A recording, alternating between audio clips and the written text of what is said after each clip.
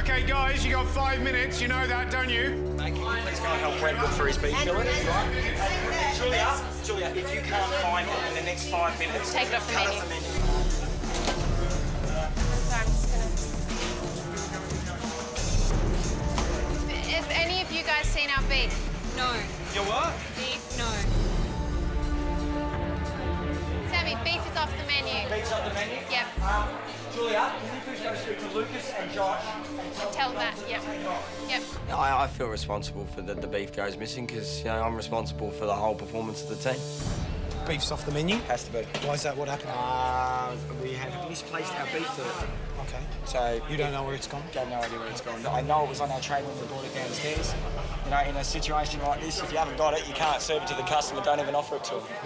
Time for service was about to come up, so put our trust in one another to deliver and win. There's a bigger prize than a piece of missing beef.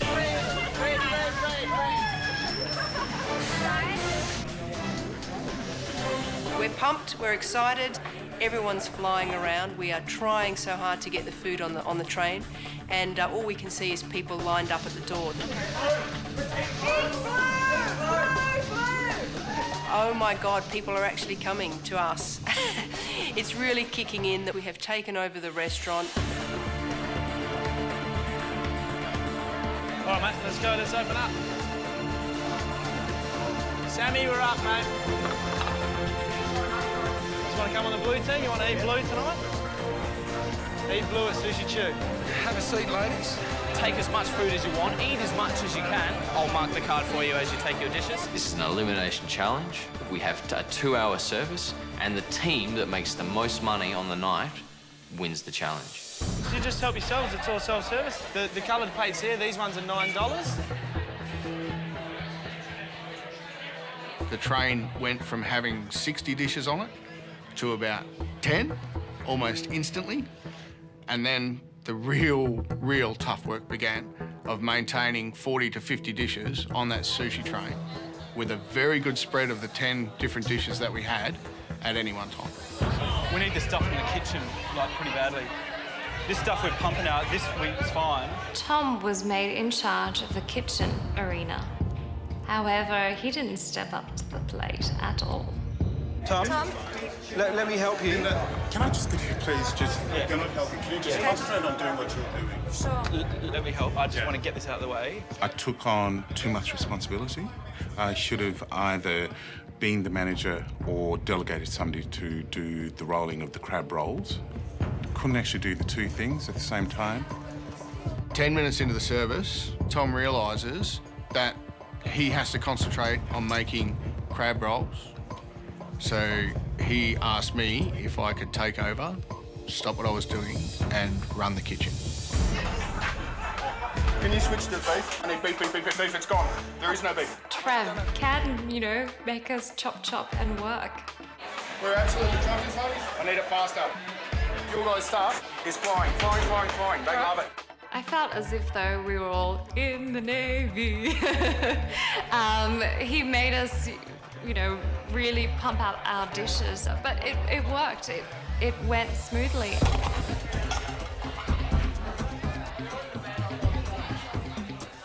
When they're ready to pay, just send them to the front with their Sushi Choo card, make sure they got all their plates ticked off. Yep. They will do the payment, and then you just reset so you can put someone else down. Yep, lovely. Yeah. How's it going? I think we're doing pretty well. We've actually got a full house. At one stage, we ran out of the tatake. Yeah. We sent so many dishes out there. So at this point, I'm feeling more confident. I was actually asking a few customers about what they thought about the food, and they all loved it. They said it's fantastic. We were on the red, we were going to go to the blue, but we got persuaded by the red team. I had the prawn.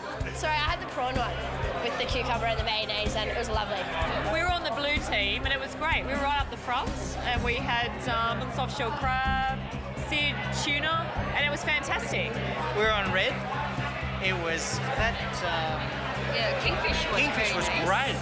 So we were at the blue table, and we thought the meal was excellent. We loved the best sushi I've ever had.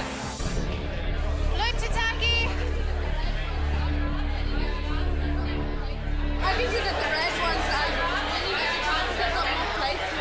I have got more plates on there. I know our guys are making them very special. That's why they're taking some time. I was regularly getting feedback from Josh about what dishes were selling well. I think he was a bit concerned that we were a bit behind the red team in terms of the amount of food we're getting on the train. Everyone's, I'm pushing the kingfish. Beautiful. There's not a lot of that left, so if you get it off, it's off. We've got none left, right? We've got heaps of rolls we can do. So maybe start to crabfish. Soft shell crab. We're pushing soft shell crab. Guys, can we pick up the pace if you can? Yep. We were really racing against the clock, and do you know what? I try not to have this whole self-doubt thing, but I did have self-doubt because I'm thinking I'm not rolling them quick enough and people aren't getting enough food out there. But I actually had a plate come back right off the bat, binned, I think. I've just got to like be meticulous, take my time, make each one perfect, and it doesn't matter if it's slow. It's going to have to be slow because I can't afford to have any dishes coming back. Sam, you've got 30 people sitting in the blue section. You've got 8 plates on the train.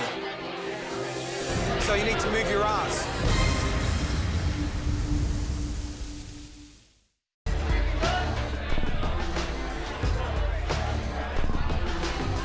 How you doing, mate? Good. We're here to support the red team and their sushi efforts. Well, we're actually full up. So if you want to wait for 2 minutes, I'm sure I'll find you a couple of places and we can sit you down. The mood in the restaurant was absolutely electric. I couldn't believe it. I was buzzing off my head. It was very, very cool. We're killing it, mate.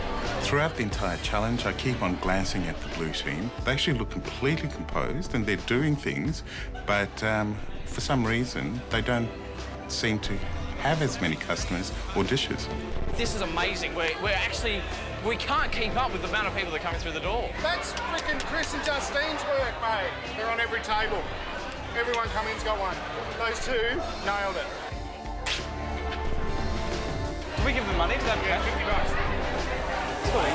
Hey, teams, you got 5 minutes to go. Lucas, you hear that? 5 minutes left, yeah? Lucas, please come down here now. All dishes $3. Okay, all dishes $3, right? All dishes $3. This is $3. Everything. Everything $3. Okay, 2 more minutes. We have to finish these plates. Come on, let's go. Guys, are you sure you can't just help us out with one more dish? You will never have sashimi like this. Do it for the red team. You can.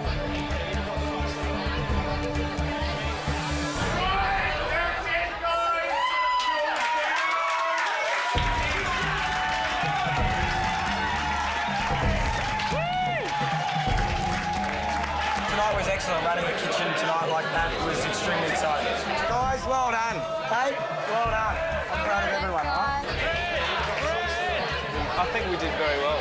And I can't wait to see what we tallied up. I think everyone dug in deep. It was a full-on task. And, wow, glad it's finished. Well done, guys. I don't know if we beat the blue team. That will be determined by how much money we make.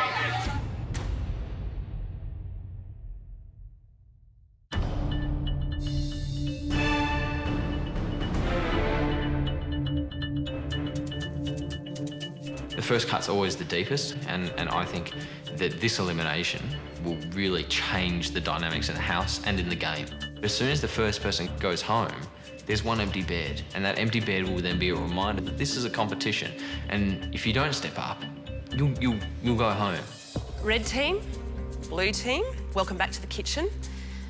You've just faced off in your first team challenge, and it was a tough one, right? Yes. The challenge was to run Sushi Choo Restaurant in Sydney for 2 hours during a busy dinner trade. The team that made the most money at the till on the night will now be declared the winner. As a treat, the winning team will be having lunch at Upray Restaurant in Sydney. Oh, that's awesome. As well as enjoying a long, indulgent lunch, you'll also get to go back into the kitchen and see how it all works during a busy lunch service. Now, as for the losing team, one person will be eliminated. Here's how it will work. Each person from the losing team will cast a vote as to who they think performed the worst during the challenge.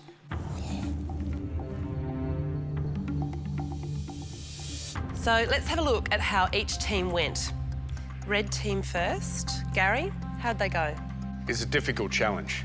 It really was. I mean, you probably entered this competition thinking that it was all going to be about you. And then all of a sudden you're thrust into a team environment. I think you did a good job. You had your heads down, bums up, and you stayed focused. And you kept the Sushi Train full, which in the end is what it's all about. So, Sandra, you were the team captain. How do you think your team went? I think my team went exceptionally well. They all did the jobs. I had to select 6 people to be in the kitchen, Yep. 2 to do the marketing and 2 to do the shopping. And I chose Aaron and I to go shopping. One of the difficulties, though, being the leader, being the captain, is you need to be supervising. I thought I would come back into the kitchen and we would have time to prepare and then I would get to delegate, but that didn't happen, so... Sort of a crucial mistake, isn't it? Who were the standouts? Trevor was one of them. Why? Because he was managing the team and I think that's what kept the food coming. I thought it was Tom. Tom was in charge of the kitchen. First I put Tom and then I delegated it back to Trevor. And Sandra, you nominated yourself as front of house person. Did you decide that or did the team decide that? How did that work? Because when I walked in the kitchen, I asked if I could help and I was told to keep away from the kitchen. Guys, can I help you anyway? Yeah. Too many cooks in the kitchen.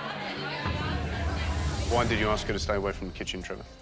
It was a very small space. She hadn't done any of the masterclass, and she was just going to get in the way, to be honest. But Tom was in charge of the kitchen. See something wrong, you've got to fix it. If you see something wrong, you've got to fix it. If you see something wrong, you should go to Tom. It's very important in a kitchen that you maintain that hierarchy. You worked in the Navy for 22 years, no? That's correct. What happens when you start ignoring the chain of command, when you start making decisions on your own? Shit goes wrong.